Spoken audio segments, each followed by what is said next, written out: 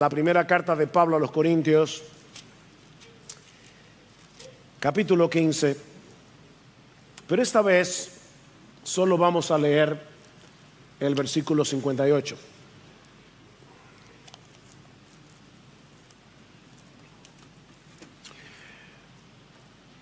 Por tanto, mis amados hermanos, estad firmes, constantes, abundando siempre en la obra del Señor, sabiendo que vuestro trabajo en el Señor no es en vano. ¿Qué se le dice a una iglesia que está celebrando su 45 aniversario? O para plantear esta pregunta desde otra perspectiva, quizás hasta más compleja, mis hermanos, ¿cuál pudiera ser el mensaje de Cristo, la cabeza de la iglesia, para los miembros de IBSJ un día como hoy? Tanto el domingo pasado como en la hora anterior hemos estado considerando algunas lecciones que podemos aprender de nuestra historia como iglesia, pero ahora queremos mirar hacia adelante, hacia los años por venir, hasta la venida en gloria de nuestro Señor Jesucristo. Ahora, obviamente, yo no recibí una revelación directa de parte del Señor para que predique de este texto en la mañana de hoy, pero sabemos que lo que Pablo dice aquí es la voluntad expresa de Cristo para esta o cualquier iglesia, porque estas palabras fueron escritas bajo la inspiración del Espíritu Santo, y yo tengo la plena convicción de que este texto es muy pertinente para una iglesia que ya tiene 45 años de existencia. Los seres humanos tendemos a bajar el ritmo con el paso del tiempo y a veces comenzamos a dar señales de agotamiento. Esta misma semana un miembro de nuestra iglesia, y que ahora cito con su permiso, me envió esta nota por WhatsApp acerca de la predicación de hoy. Estoy anticipando ese mensaje porque muchas veces nos sentimos cansados y frustrados. Necesitamos la gasolina de la esperanza en las promesas de nuestro Dios. Este hermano tiene razón. Necesitamos gasolina continua para seguir corriendo.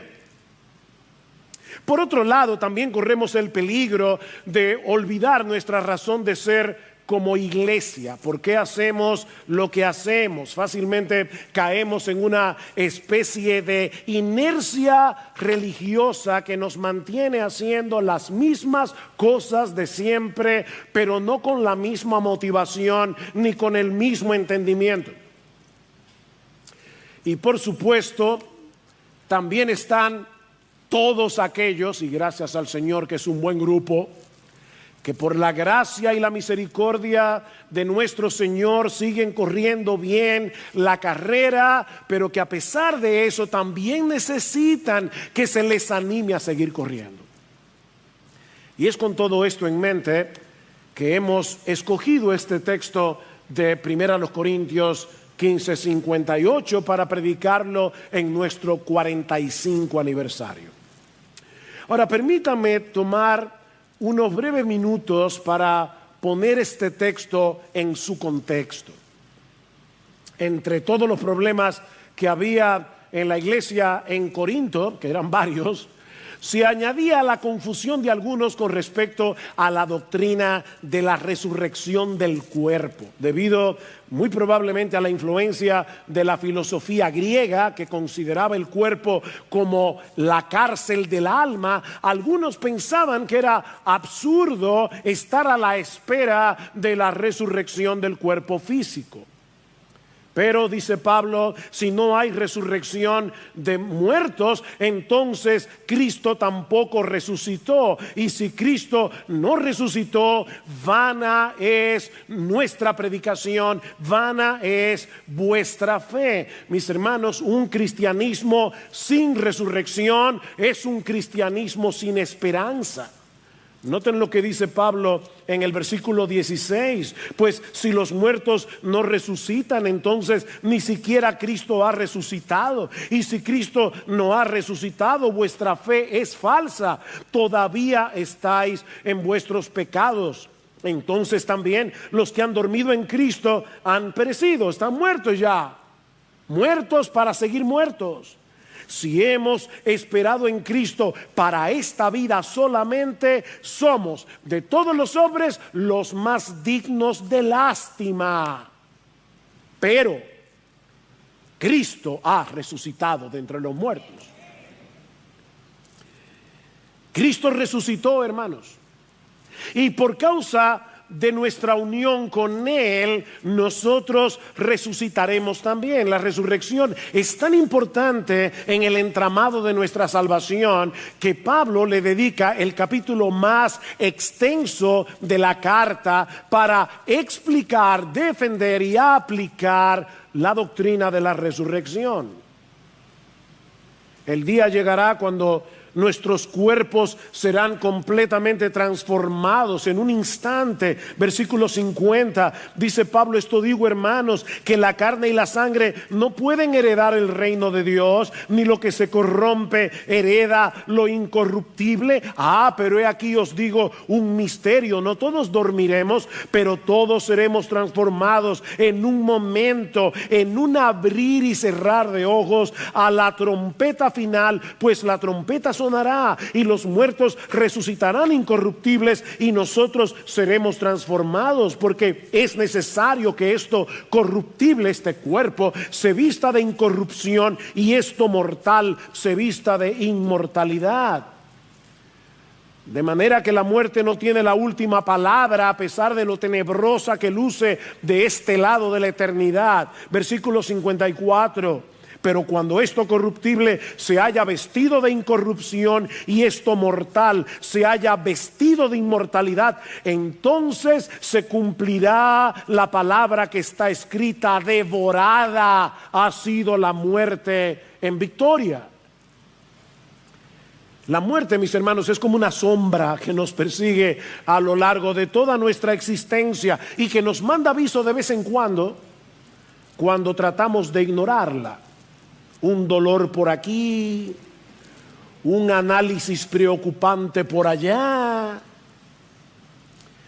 Pero un día, mis hermanos, miraremos de frente a ese tirano y con un grito de júbilo le diremos a la cara: ¿dónde está, oh muerte, tu victoria? ¿Dónde, oh sepulcro, tu aguijón? El aguijón venenoso que nos atormentaba por causa de nuestro pecado quedó clavado en el cuerpo de Cristo cuando murió en nuestro lugar en la cruz del Calvario. Esa abeja ya no pica. Versículo 56, el aguijón de la muerte es el pecado y el poder del pecado es la ley, pero a Dios gracias que nos da la victoria por medio de nuestro Señor Jesucristo. Nuestras tumbas vacías proclamarán que Jesucristo reina, que Él es un poderoso Salvador y que nosotros compartiremos su victoria aplastante sobre los poderes del pecado y de la muerte.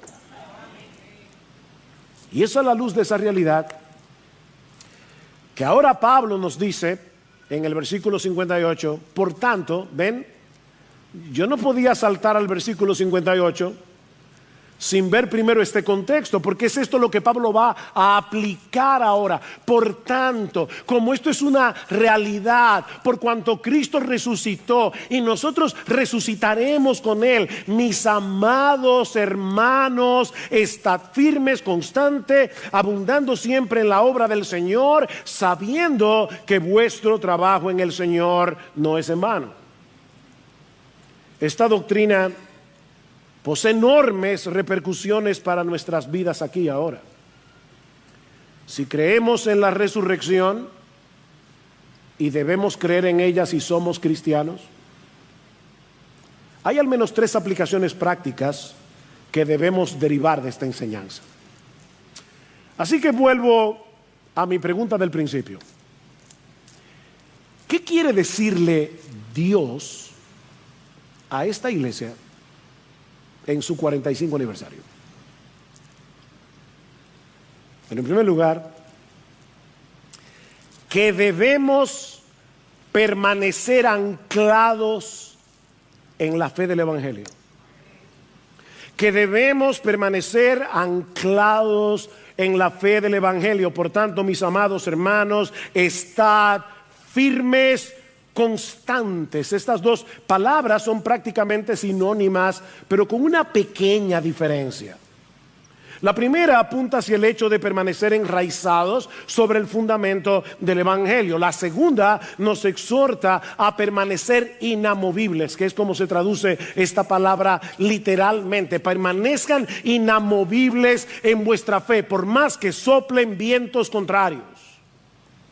De manera que este capítulo termina como comienza. En el versículo 1 de 1 Corintios 15, Pablo les recuerda el evangelio que él les había predicado, dice, el cual también recibisteis, en el cual también estáis firmes, o en el cual también perseveráis, dice la Reina Valera del 60. ¿Cuál evangelio? Que Cristo murió por nuestros pecados conforme a las Escrituras, que fue sepultado y que resucitó al tercer día conforme a las Escrituras. Y ahora Pablo les dice, permanezcan allí, no se muevan ni un milímetro de ese fundamento. Y noten, mis hermanos, que no se trata de una sugerencia, es una orden. Estad firmes. ¿En qué? En el Evangelio. En el evangelio que yo les prediqué.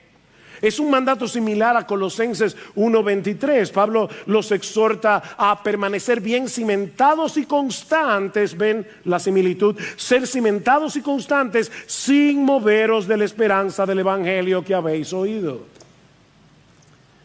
Manténganse allí, no se vayan detrás de un mensaje más novedoso o que parezca más atractivo o más respetable a los ojos de la intelectualidad humana, porque el evangelio no es una moda pasajera. El evangelio no es una opción religiosa entre muchas otras. Mis hermanos, la tumba vacía de Jesús es la confirmación de que Él era quien decía ser el Mesías prometido en el Antiguo Testamento. Y por lo tanto hay una sola salvación y un solo Salvador.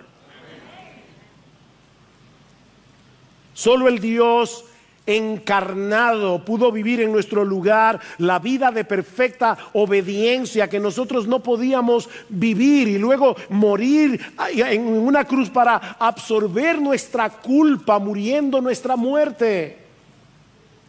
Solo en Él hay perdón de pecados y vida eterna. Solo Él es el camino, la verdad y la vida, el único acceso al Padre. Solo Él le da propósito y significado a nuestra existencia en este mundo, porque solo Él es capaz de restaurar en nosotros la imagen de Dios que quedó distorsionada por causa de la entrada del pecado. Solo Él.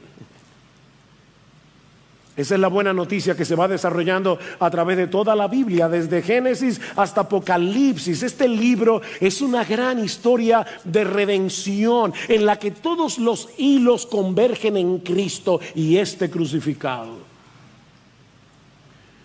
De modo que si ahora deseamos obedecer a Dios y vivir para Él, no es para ganarnos su favor, sino debido a nuestra gratitud por haber sido favorecidos en Cristo de pura gracia y al impulso que Él mismo produce en nosotros por su Espíritu en nuestros corazones regenerados. Por eso ahora queremos agradar al Señor y obedecer al Señor. Mis hermanos, ese es el mensaje que IBCJ ha estado proclamando por 45 años. El evangelio de la justificación por la fe sola. Que la salvación depende enteramente de Dios, de Dios. La salvación es de Jehová, dice Jonás. Porque no se obtiene por nuestras obras para que nadie se gloríe. Por supuesto, con el paso de los años, su Espíritu nos ha guiado a ver cada vez más claramente las implicaciones prácticas de ese mensaje para que podamos manifestar esa gracia del Evangelio en una forma más evidente, como hemos reconocido ya. Pero por la gracia de Dios, nunca hemos dejado de predicar el Evangelio de la gracia de Dios en Cristo. Y nuestro anhelo y oración es que ese Evangelio continúe en el mismo centro de iglesia bíblica del Señor Jesucristo hasta que Él vuelva. Amén. Alguien decía que el proceso a través del cual las iglesias pierden el Evangelio suele ocurrir en 4 generaciones. Jóvenes, jovencitos, escuchen con cuidado. La primera generación recibe y acepta el mensaje de todo corazón. La segunda lo da por sentado.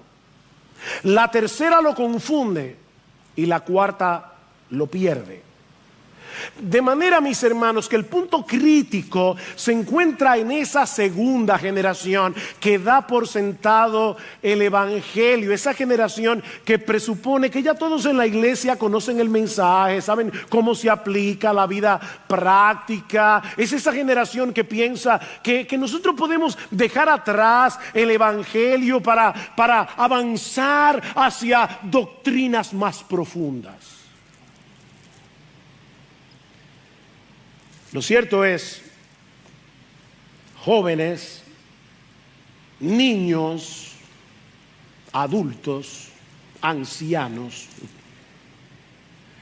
lo cierto es que podemos pasarnos la vida entera tratando de comprender cómo se conectan entre sí todos los hilos de esta trama redentora, o tratando de entender sus implicaciones prácticas para nuestra vida aquí y ahora, y nunca podremos agotarlo. Es imposible agotar el Evangelio. Una vida no es suficiente para abarcar la hermosura de nuestro Salvador, tal como se revela en el Evangelio, ni para ver su obra a nuestro favor desde todos los ángulos posibles. Una sola vida no es suficiente. Debemos orar, hermanos, por las siguientes generaciones de esta iglesia para que continúen proclamando y modelando el Evangelio de la gracia de Dios en Cristo hasta que Él regrese en gloria. Ese Evangelio es y seguirá siendo poder de Dios para salvación, porque el Dios omnipotente ha decretado salvar a los creyentes por la locura de la predicación de esas buenas noticias sobre ese Cristo que fue entregado por nuestras transgresiones y resucitado para nuestra justificación. Y saben qué, hermanos, la responsabilidad de preservar ese mensaje no es únicamente de los líderes de la iglesia. Es una responsabilidad tuya y tuya y tuya y tuya y tuya si eres miembro de esta iglesia. ¿Qué dice Pablo en Romanos capítulo 16? Mas os ruego, hermanos, que os fijéis, hermanos, no dice pastores, mas os ruego, hermanos, que os fijéis en los que causan tropiezos y divisiones en contra de la doctrina que vosotros habéis aprendido, y que os apartéis de ellos. Es una responsabilidad de cada miembro de su iglesia proteger doctrinalmente la iglesia. Pablo dice en Efesios capítulo 4 que la razón por la que Cristo dio pastores y maestros es para capacitar a los santos para la obra del ministerio, para la edificación del cuerpo de Cristo. ¿Saben para qué? Para que ya no seamos niños fluctuantes, llevados de aquí para allá por todo viento de doctrina, por las artimañas del error, sino que hablando unos con otros la verdad en amor, continuemos creciendo conforme a la cabeza del cuerpo que es Cristo. Todos tenemos esa responsabilidad. Oh, querido IBCJ, nunca se aparten del Evangelio, nunca dejen de proclamar que Cristo es glorioso y que solo en Él hay perdón y vida eterna. Pero mantenerse anclados e inamovibles en el fundamento del Evangelio no significa permanecer pasivos, sedentarios, inactivos. De ahí la segunda exhortación de Pablo en nuestro texto. Debemos permanecer anclados en la fe del Evangelio, pero también debemos permanecer ocupados en la obra del Evangelio. Debemos permanecer ocupados en la obra del Evangelio. Versículo 58. Por tanto, mis amados hermanos, estad firmes, constantes, abundando siempre en la obra del Señor. La palabra que se traduce como abundar significa rebosar, sobrepasarse, hacer más de lo que se te pide. Es la misma palabra que aparece en Efesios 1:7 al 8, cuando Pablo dice, escuchen esto, que nuestro Dios hizo sobreabundar para con nosotros las riquezas de su gracia. Ahí está la palabra, sobreabundar. Nuestro Dios, hermanos, nunca ha sido tacaño con nosotros. Nunca Él ha sido prudentemente comedido al dispensarnos su gracia sobreabundante. No, Él nos ha dado las riquezas de su gracia y lo ha hecho de una manera extravagante y todavía continúa rebosando la medida, concediéndonos generosamente su favor inmerecido día tras día. La pregunta es, miembro de IBCJ, cristiano que estás aquí, ¿no deberíamos nosotros sobreabundar en nuestro servicio a Él? Sobre todo a la luz de la doctrina de la resurrección. No olviden que ese es el tema de este capítulo. Vamos a resucitar. Una de las frases favoritas de R.C. Sproul era: el ahora cuenta para siempre. El ahora cuenta para siempre. Lo que hagamos para Cristo en esta vida trasciende el tiempo y penetra en la eternidad. ¿Tú crees eso? Mi hermano, de verdad, ¿tú crees que algún día el Señor nos levantará de la tumba y estaremos en su presencia en cuerpos glorificados por los siglos de los siglos, y que lo que hagamos en esta vida para Él será tomado en cuenta eternamente? Porque de ser así, ¿no deberíamos vivir con la determinación de hacer tesoros en los cielos, en vez de gastarnos en aquello que no tendrá ninguna trascendencia cuando nos toque partir de este mundo? Desnudos salimos del vientre de nuestra madre, desnudos volveremos a la tierra de donde salimos.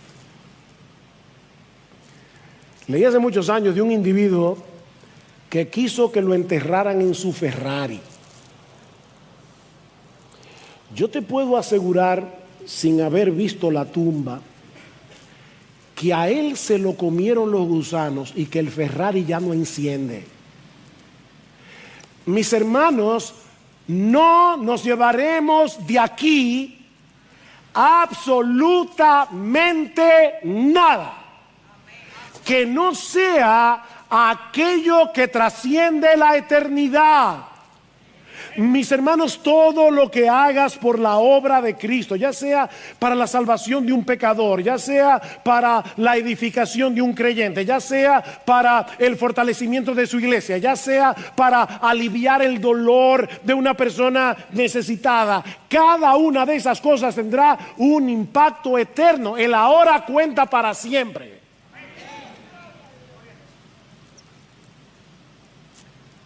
Y déjame decirte algo, el ahora es lo único que tenemos ahora.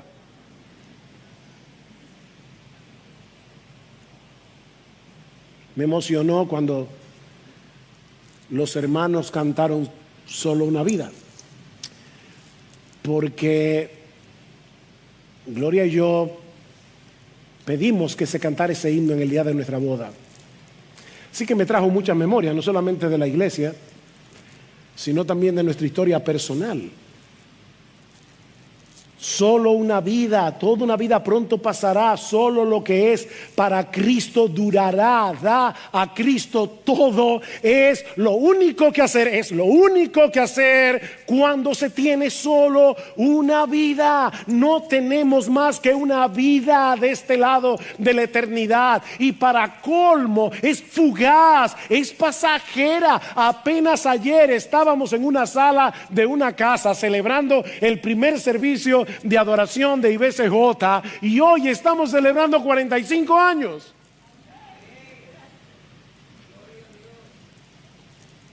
El momento para hacer lo que tenemos que hacer es ahora, no es mañana, porque el mañana todavía es una incertidumbre desde la perspectiva del hoy. No, lo único que tú tienes hoy es hoy.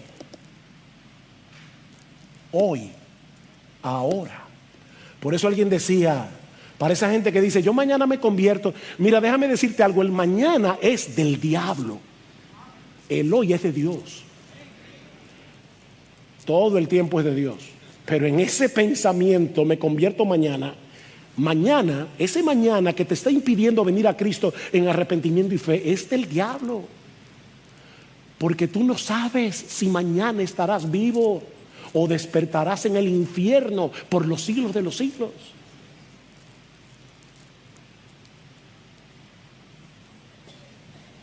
Sí hay un momento para descansar, para renovar nuestras fuerzas, porque este cuerpo de muerte se debilita, se cansa.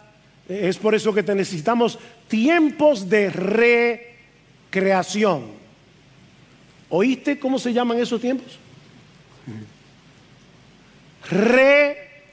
Recreación, así se le llama esos tiempos de descanso, incluso de diversión, porque estamos recreando nuestras energías, estamos recreando nuestras fuerzas, pero es para poder aumentar nuestra eficacia y seguir sirviéndole a Jesús, que es nuestro dueño.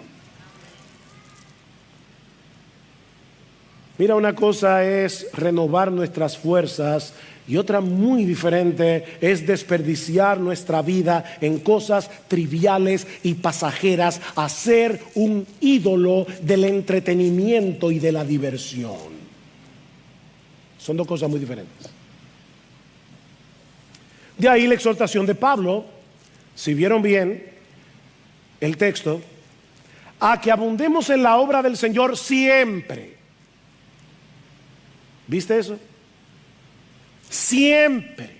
O sea, aprovechando cada oportunidad, cada etapa de la vida, en cada circunstancia de nuestra vida. Dice John MacArthur, con mucha razón, que hasta que el Señor vuelva hay almas que alcanzar, ministerios de toda clase que llevar a cabo. Todo cristiano debiera trabajar incansablemente para aquello para lo que Dios lo ha capacitado y llamado. Nuestro dinero, tiempo, energía, talentos, dones, cuerpo, mente y espíritu debiera estar invertido en todo aquello que de alguna manera contribuye a la obra del Señor. Y luego MacArthur concluye con una frase que me encanta: debemos ponerle manos y pies a nuestra gratitud. Me encanta esa idea. Estamos agradecidos de que el Señor nos haya escogido desde antes de la fundación del mundo para amarnos incondicionalmente, para ser los receptores de las riquezas extravagantes de su gracia cada día. Estamos agradecidos por el perdón de nuestros pecados, de todos nuestros pecados. Estamos agradecidos por el don de la vida eterna, de tener a Dios como nuestro Padre, a Cristo como nuestro Señor y Salvador, y al Espíritu Santo como nuestro Consolador permanente. Entonces, mis amados hermanos de IBCJ, pongámosles manos y pies a la gratitud.